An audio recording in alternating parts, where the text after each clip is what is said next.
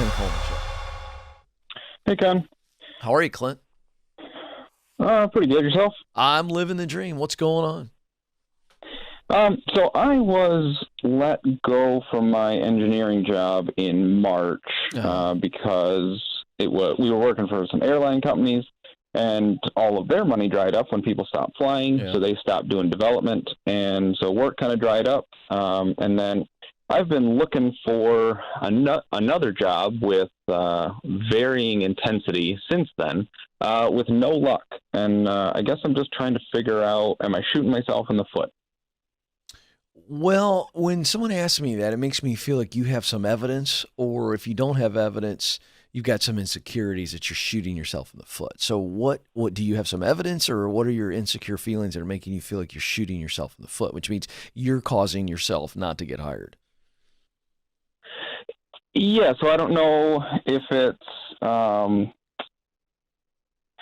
my experience, I'm 29, and my resume has 5 different roles since school. And obviously it doesn't explain all the transitions. So I don't know if people are looking at the resume going, man, this guy kind of moves around a lot. We really need somebody who's going to be, a long-term team player. How many jobs have you had since, you said 5? Yeah. Okay. Are these engineering jobs you're applying for? Yes. Yep. Have you gotten any interviews? I've had a few over the summer. I had one that actually resulted in about 3 weeks of full-time work. But it was a contract position, and it turned out that the guy that had gone to the consulting firm was playing some office politics, and as soon as his coworkers caught on to what he was doing, they were like, yeah, we're not paying for that. So the contract ended. Okay. All right. Well, but you still earned it. So that's some good news. Okay. You earned yourself in there. So how many interviews have you had? When you say a few, how many? Probably 5. Okay. Did they go to the next level, or are they just straight 5 and then no call back, or they let you know we're moving forward with somebody else? Yeah, none of them went particularly far. One of them might have gone. It's so much has happened this summer. I don't even remember all the details. One of them might have gone to a second interview. Okay. So do you feel like you're not interviewing well? I know. Do you feel like you're not interviewing well? How do you feel when these interviews are going, in the middle of them? How do you feel afterwards? I feel like I interview well. I tend to connect with people fairly well. Okay, so what feedback have you got? I just enjoy the conversation with people. Great. So what feedback have you got? Not a ton, really. Yeah. Okay. It's just been, hey, it was a nice chat. We appreciate your time, but we found somebody better, or we're just not moving forward with you. Okay, great. So I say great because we don't have much feedback to go off of. So I don't know that you've got any supporting evidence that you're shooting yourself in the foot.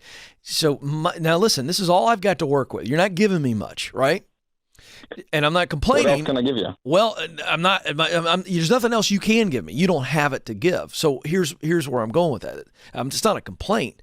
I'm just telling you that I don't see a bunch of evidence that says you're shooting yourself in the foot, meaning you're doing something wrong. I just don't see it. There's no way for me to see that. Here's what I think is probably happening. You're probably not going about the process the way that I would teach. And now I'm going to teach you how I would do it. If it's me and I've got engineer's degree and you've got engineering experience, I would be leveraging my relationships and connections so that I'm not going through the traditional process until someone has said, hey, I've definitely put in a good word for you here. They want to interview you. Go ahead and apply. Because what I want is relationship capital going into the interview. Before I ever get in there, somebody that I know at that company that I'm applying for, or somebody that I know who's an engineer and has a relationship with a hiring manager, somebody else, can vouch for me and says, hey, let me tell you something, Clint's a stud. That's going to increase your chances, because it feels like to me you're simply playing the job lottery. And for whatever reason, I don't know if you're applying for things that you're maybe not fully qualified for. I'm not sure what's going on there, but we've got to look at the clues. But what I'm pretty sure of is that you're probably not leveraging relationships like you should, connections, which gets you the job almost, or puts you way ahead of everybody else when you're in the interview process. Does that make sense? Yeah, I guess my question is there a way to cultivate relationships in companies that I want to work at? Yes, absolutely there is. So let's make up a company so you don't have to reveal it, okay? Company XYZ is one of the companies you want to work at.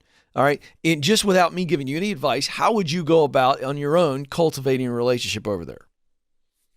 Well, I guess I'll give you one example of what I did do. There's a big defense contractor in town here, and they do some cool stuff.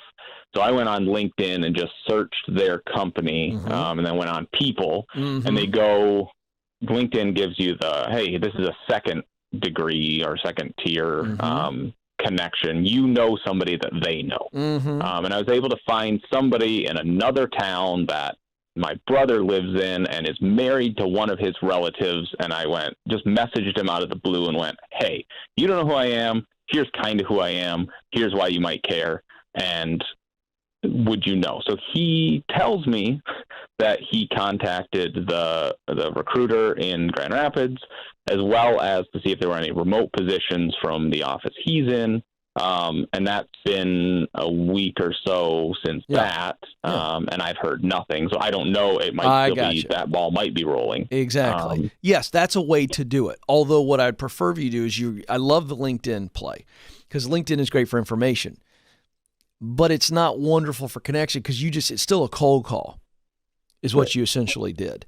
So what we want to do is we're going to go, do I know anybody that actually knows somebody that knows this guy?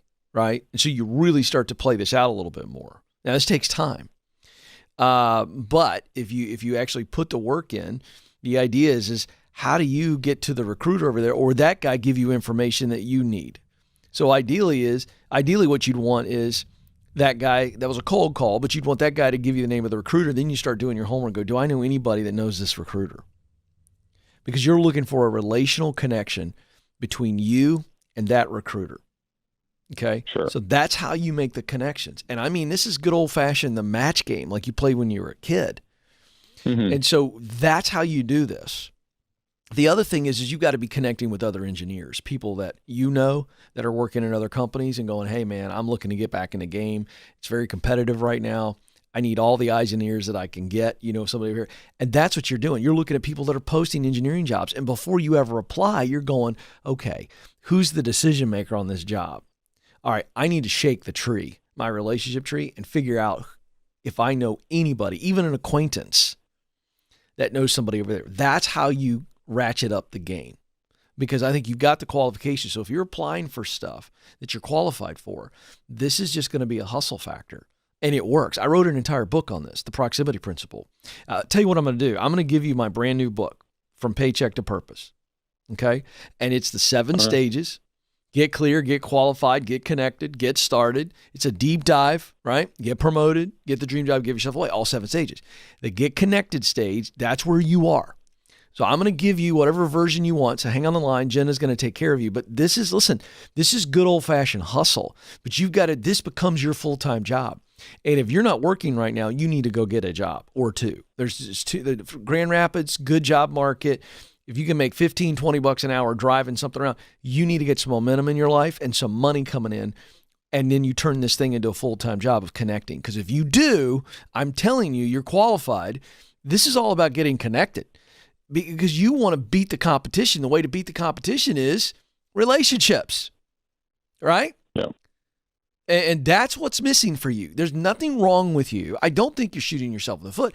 I just don't think you're going about it the best way. And I think you're discouraged. And that's normal. That's probably fair. Get your chin up. There's nothing wrong with you, Clint. Do you believe in your ability or not?